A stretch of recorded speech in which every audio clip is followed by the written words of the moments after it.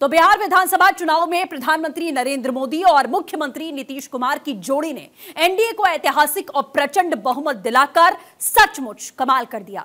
विकास और सुशासन के वादों पर मुहर लगाते हुए जनता ने एनडीए को दोबारा सत्ता सौंप दी है। हालांकि इस शानदार जीत के बाद अब सबसे बड़ा सवाल जो खड़ा है कि बिहार का अगला मुख्यमंत्री कौन होगा, जो संभव सूत्र बता रहे हैं नीतीश कुमार। लेकिन इसको लेकर कवायद तेज है। दिल्ली और पटना के बीच में बैठकों का एक लंबा दौर चल रहा है। हालांकि बताया जा रहा है कि सीएम पद को लेकर नीतीश कुमार के अलावा फिलहाल दौड़ में कोई भी नहीं है। समझिए इस रिपोर्ट में।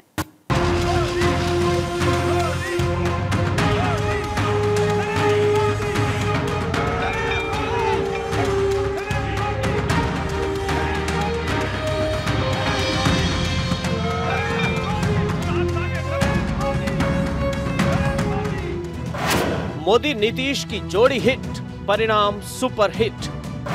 मोदी नीतीश का कमाल, फिर डबल इंजन 5 साल। मुख्यमंत्री की रेस, नीतीश के अलावा नहीं कोई फेस।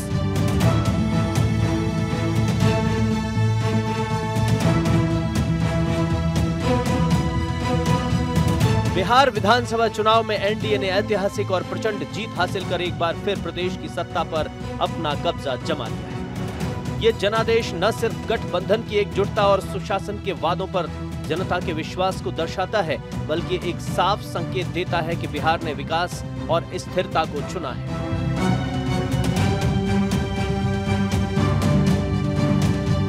साथ ही प्रधानमंत्री नरेंद्र मोदी और नीतीश कुमार की जोड़ी को सुपरहिट बना दिया है। इस शानदार जीत के साथ अब सबकी निगाहें मुख्यमंत्री की कुर्सी पर टिकी हैं और राजनीतिक गलियारों में ये चर्चा गर्म है कि बिहार में एक बार फिर से नीतीश सरकार बनेगी। नीतीश कुमार के सरकारी आवास पर नेताओं का तांता लगा हुआ है। जेडीयू के साथ साथ घटक दल के नेता भी नीतीश कुमार से मिल रहे हैं। एलजेपी-आर के अध्यक्ष और केंद्रीय मंत्री चिराग पासवान ने भी नीतीश कुमार से मुलाकात की और मुलाकात के बाद चिराग ने नीतीश कुमार की खुले तौर पर तारीफ की।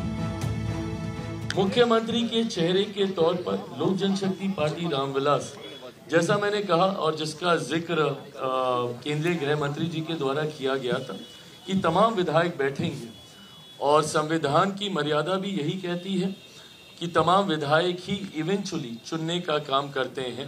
मैं ये मानूंगा कि एक बार फिर से मौजूदा मुख्यमंत्री नीतीश कुमार जी ही हमारे गठबंधन के विधायक, हमारे गठबंधन के नेता के तौर पर मुख्यमंत्री की भूमिका का निर्वहन करने का काम करेंगे। चिराग पासवान के अलावा जेडीयू के नेता और केंद्रीय मंत्री ललन सिंह भी नीतीश कुमार से मिले। इसके अलावा एनडीए के दूसरे दलों के नेता भी मिल रहे हैं। सबने एक सुर में कहा कि नीतीश कुमार ही सीएम होंगे।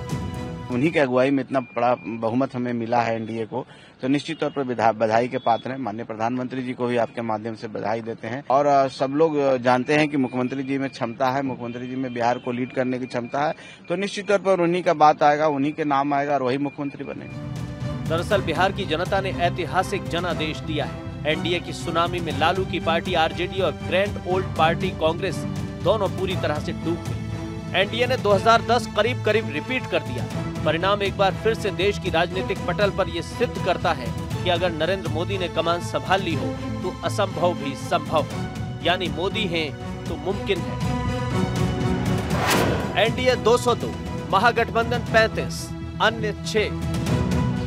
जनता ने ऐसा जनादेश दिया कि बिहार के नक्शे पर हर तरफ भगवा दिखाई दे रहा है। इससे पहले 2010 के विधानसभा चुनाव में एनडीए को जबरदस्त जीत मिली थी। तब एनडीए को 206 सीटें आई थीं और इस बार भी एनडीए ने डबल सेंचुरी लगा दी है। एनडीए की पार्टियों ने जीत के लिए जबरदस्त रणनीति अपनाई और इसका परिणाम दिखाई दे रहा है।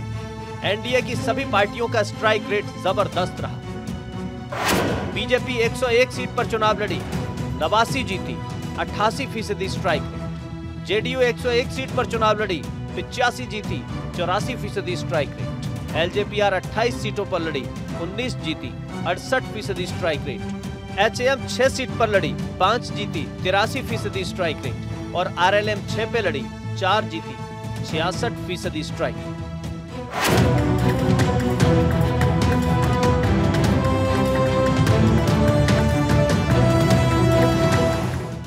चुनाव परिणाम पर नजर डालें तो एनडीए को सभी जाति और धर्म के लोगों का वोट मिला।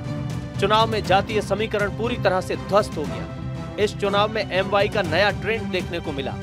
एमवाई का नया ट्रेंड मुस्लिम और यादव का गठजोड़ नहीं, बल्कि महिला और युवा गठबंधन का गठजोड़ है। इस बार महिलाओं की बम्पर वोटिंग के साथ साथ युवाओं ने भी बढ़ चढ़कर मतदान में हिस्सा लिया। 243 सीट पर आए परिणाम बताते हैं कि एनडीए न केवल महिला मतदाताओं को विश्वास में लेने में कामयाब रहा, बल्कि युवाओं का भी वोट मिला। बिहार में कुछ दलों ने तुष्टीकरण वाला एमवाई माय फॉर्मूला बनाया था, पर आज की इस जीत ने एक नया सकारात्मक एमवाई माय फॉर्मूला दिया है, और ये है महिला और यूथ। यादव और मुस्लिम के नाम का समीकरण रखने वाली पार्टी बुरी तरह पराजित हुई। इसके साथ ही एक बात चर्चा में आ गई कि अरसे बाद बिहार विधानसभा एक खास जाति के दबदबे से बाहर निकल रही है। इस बार विधायकों का जातीय समीकरण बहुत हद तक अलग है। दलित भी खूब है, सवर्ण भी मजबूत है। जातिवार आंकड़ों पर नजर डालें तो राजपूतों की आबादी 3.45% है। इनमें 32 विधायक बने। भूमिहारों की आबादी 2.87% है। इनके 23 विधायक बने। ब्राह्मणों की आबादी 3.65% है। इनके 14 विधायक बने। यादवों की आबादी 14.26% है। इनके 28 विधायक बने। कुशवाहा आबादी 4.21% है। 26 विधायक बने।